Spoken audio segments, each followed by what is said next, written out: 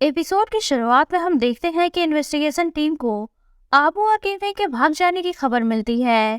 तभी वहां मजिस्ट्रेट आता है और उनसे कहता है कि आबू और किंगफिंग काफी ज्यादा खतरनाक हैं, क्योंकि आबू प्लेनेट डुओ की एलियन है और किंगफिंग की बॉडी में आई ऑफ यूनिवर्स है।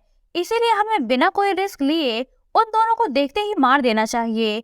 इस पर सारे ऑफिसर्स आबू और किंगफिंग को ढूंढने के लिए जाने लगते हैं। तभी टाइम एंड स्पेस एडमिनिस्ट्रेशन के डायरेक्टर उन्हें एक मैसेज देते हैं और बताते हैं कि प्लेनेट डुओ की क्वीन डुओ जिंग जिंग आबू और किंगफिंग से खुद पूछताछ करेंगी। इसीलिए उन्होंने आबू और किंगफिंग को जिंदा पकड़ने का ऑर्डर दिया है। उनका ये ऑर्डर सुनकर सारे ऑफिसर्स आबू और किंगफिंग को जिंदा पकड़ने के लिए निकल पड़ते हैं और मजिस्ट्रेट टेबल के नीचे मौजूद एक बटन को प्रेस करके एक सीक्रेट रूम में जाता है, जहां उसने जियाओबा को रखा हुआ था। वो जियाओबा से अपनी कन्फेशन वीडियो को डिलीट करने के लिए कहता है, पर जियाओबा किसी भी कीमत पर इसके लिए एग्री नहीं होती।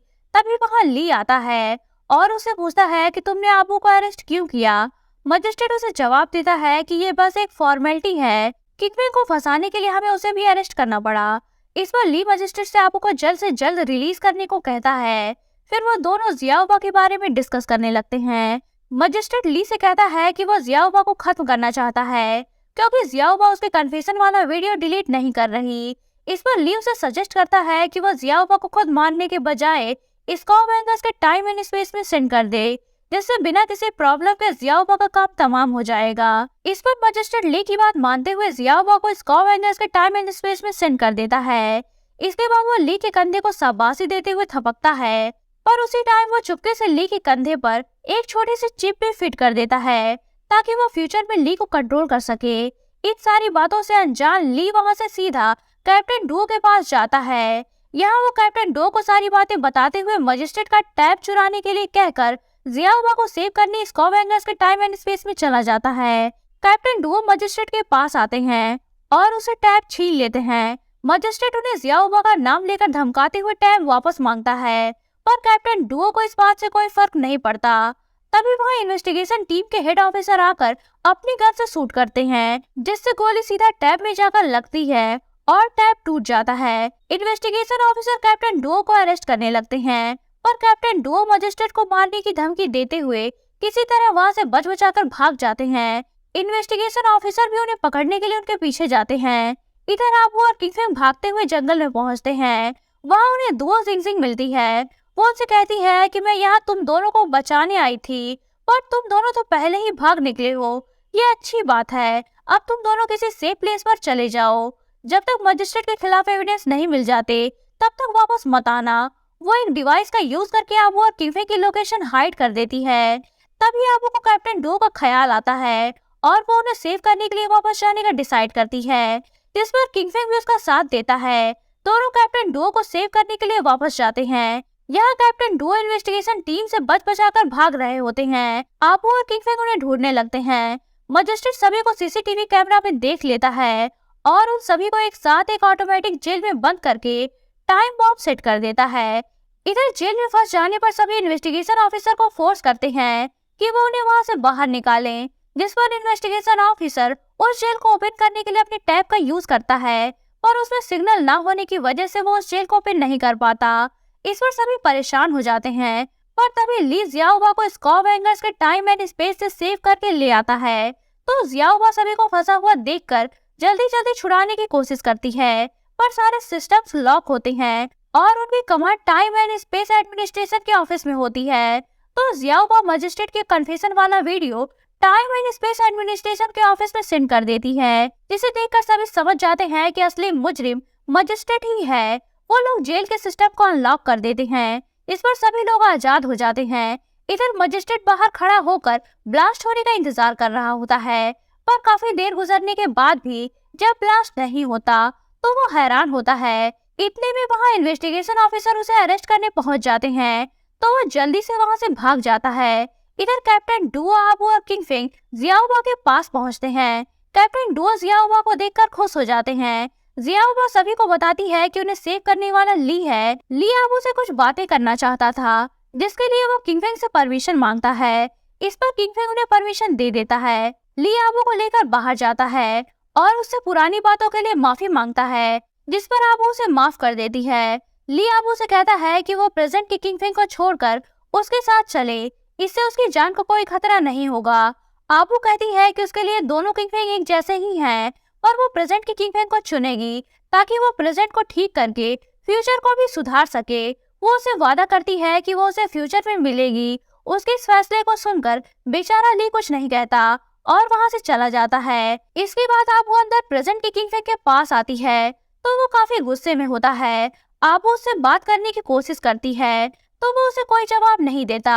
इस पर आबू वहां से जाने लगती है तो किंगफिंग उसे रोककर किस करता है। इधर ली पूल ऑफ लाइफ के पास पहुंचता है जहां मजिस्ट्रेट पहले से छुपा होता है। ली उसे पकड़कर टाइम एंड स्पेस एडमिनिस्ट्रेशन के ऑफिस ले जाने लगता है, जिस पर मजिस्ट्रेट को गुस्सा आता है और वो उस पर वार करता है। इसके बाद वो एक डिवाइस का बटन प्रेस करता है जिससे ली को झटके लगने लगते हैं क्योंकि मजिस्ट्रेट ने पहले ही उसके कंधे पर एक सीक्रेट चिप फिट कर दिया था। इसके बाद मजिस्ट्रेट अपनी एनर्जी ऑब्जर्व करने वाली स्टिक की हेल्प से ली की बॉडी से आई ऑफ यूनिवर्स निकाल लेता है और ली को मरता हुआ छोड़कर वहां से चला जाता है। इधर कैप्टन डुओ जियाओबा और इन्वेस्टिगेशन टीम के साथ मजिस्ट्रेट को ढूंढ रहे होते हैं। उन्हें एक तरफ से मजिस्ट्रेट के होने का सिग्नल मिलता है तो वो उसी तरफ चल देते हैं। इधर ली की बॉडी छोटे छोटे पार्टिकल्स में चेंज होकर डिसअपियर हो जाती है। तभी वहां कैप्टन डुओ पहुंचते हैं और उन पार्टिकल्स को देखकर समझ जाते हैं कि ली की मौत हो चुकी है। वो ये खबर आकर आबू और किंगफिंग को बताते हैं। इसे सुनकर आबू सैड होती है। किंगफिंग कहता है कि जिस काम को ली पूरा नहीं कर पाया उसे मैं पूरा करूंगा, मैं मजिस्ट्रेट को सजा दिलाकर ही रहूंगा। इस पर आबू उसे इस मैटर से दूर रहने को कहती है। वो कहती है कि मजिस्ट्रेट के पास अब आई ऑफ यूनिवर्स है, इसीलिए वो अब और भी ज्यादा खतरनाक हो चुका है। पर किंगफिंग उसकी कोई भी बात सुनने के लिए एग्री नहीं होता। इधर मजिस्ट्रेट आई ऑफ यूनिवर्स को लेकर टाइम एंड स्पेस एडमिनिस्ट्रेशन के ऑफिस जाता है और वहां मौजूद सारे ऑफिसर्स को मारकर वहां पर कब्जा कर लेता है और सारे रोबोटिक गार्ड्स को अपनी कमांड में लेकर उन्हें किंगफिंग और आबू पर हमला करने के लिए भेज देता है। पर सही टाइम पर इन्वेस्टिगेशन ऑफिसर उनके पैरों पर लगा बटन प्रेस कर देता है जिससे वो सभी फ्रीज हो जाते हैं। तभी किंगफिंग के फोन पर मजिस्ट्रेट एक वीडियो भेजता है जिसमें उसने डुओ जिंगजिंग को एक पेड़ से बांध रखा होता है। वो आबू और किंगफिंग को धमकी देता है कि अगर उन लोगों ने खुद को उसके हवाले नहीं किया तो वो डुओ जिंगजिंग को स्कॉव एंगर्स के टाइम एंड स्पेस में भेज देगा। ये देखकर आबू और किंगफिंग परेशान हो जाते हैं। इधर डुओ जिंगजिंग चिल्ला चिल्लाकर मजिस्ट्रेट से खुद को छोड़ने के लिए कह रही होती है, जिससे परेशान होकर मजिस्ट्रेट उसे स्कॉव एंगर्स के टाइम एंड स्पेस में भेज देता है। इधर सभी डुओ जिंगजिंग को सेव करने के लिए परेशान होते हैं क्योंकि उन्हें स्कॉव एंगर्स के टाइम एंड स्पेस में जाने का तरीका पता नहीं था। इस पर जियाओबा कहती है कि अगर मैं खुद को हेड ऑफिस के सिस्टम से कनेक्ट कर लूं तो हमें वहां जाने का मेथड पता चल जाएगा।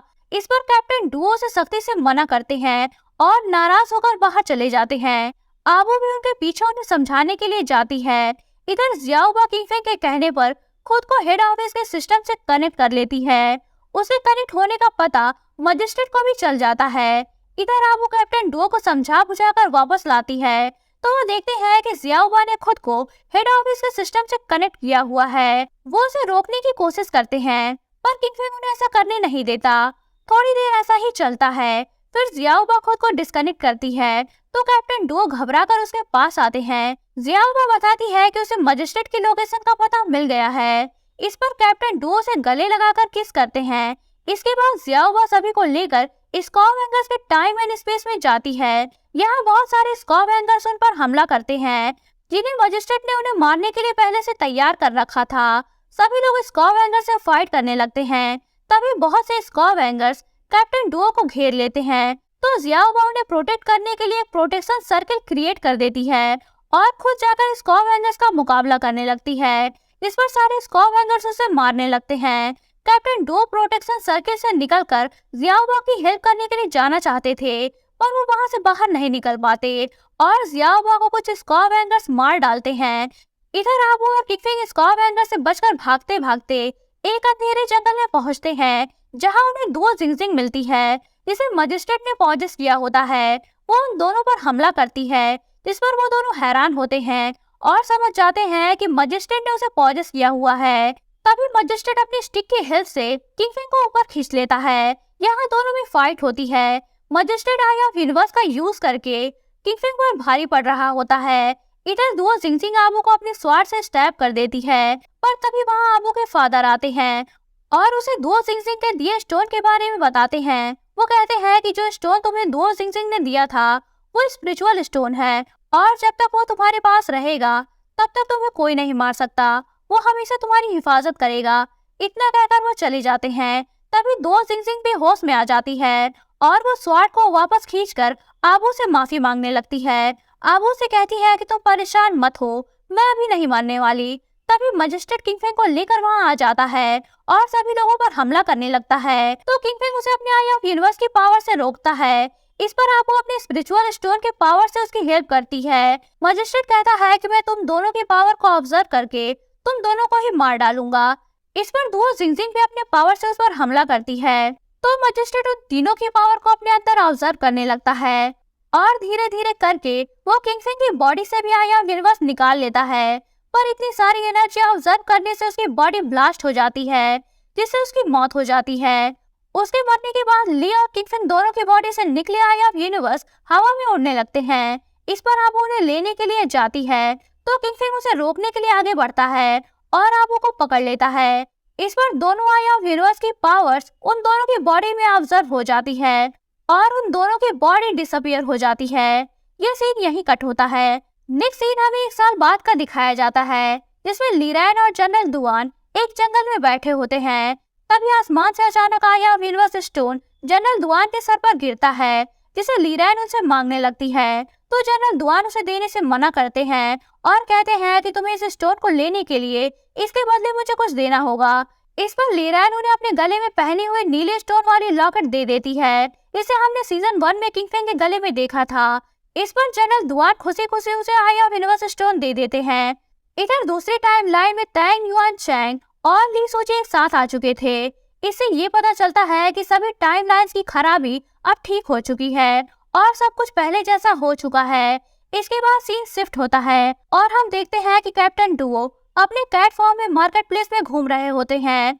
इसके बाद हम आबू को देखते हैं जो कि प्रेग्नेंट होती है और किंगफिंग के साथ टैंग मैंसन की ओर जा रही होती है।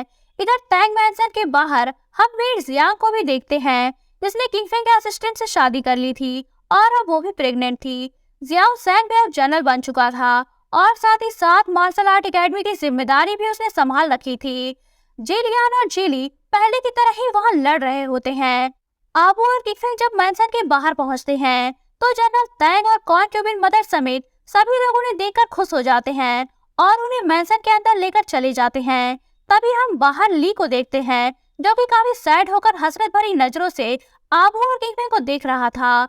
उसकी आंखों में आंसू होते हैं क्योंकि वो भी आबू और बाकी लोगों के साथ उन लम्हों को जीना चाहता था, पर किस्मत ने उसे काफी अकेला कर दिया था। इसी के साथ ये ड्रामा एंड होता है। तो दोस्तों, आपको ये स्टोरी कैसी लगी मुझे कमेंट बॉक्स में जरूर बताइएगा और अगर आपको ये वीडियो पसंद आई हो तो इसे लाइक करें, अपने दोस्तों के साथ शेयर करें और चैनल को सब्सक्राइब करना ना भूलें। तो मिलता है नेक्स्ट वीडियो के साथ, तब तक के लिए